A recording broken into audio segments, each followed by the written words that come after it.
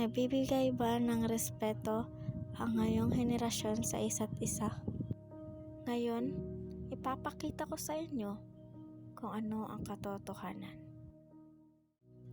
Walang pinipili ang paghusga, pagdidiskrimina at pag-aabuso sa kasarian.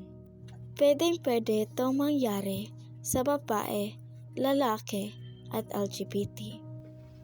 Isa na ang pagkakahasa ang halimbawa sa issue na hinaharap ng isang babae.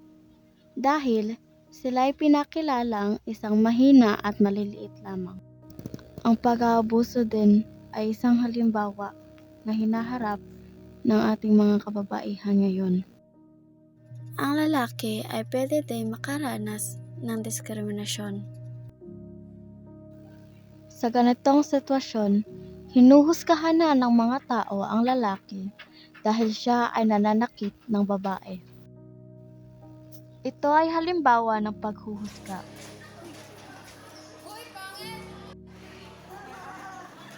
Na-normalize na ang pagbubuli sa mga lalaki dahil sila ay kinakilalang walang emosyon. Hindi pwedeng kinakalimutan na lang ang LGBTQ pag inuusapan ay diskriminasyon. Sabi natin, tanggap natin sila sa ating lipunan. Pero, minsan ay ginagamit natin silang katatawanan.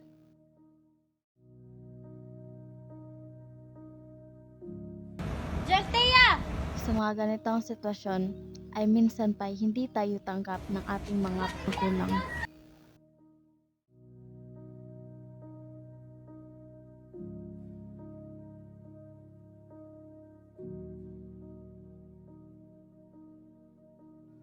Buti na lang ngayon ay meron ng ikasampa ang mga tao na nakakaranas ng mga ganitong issue.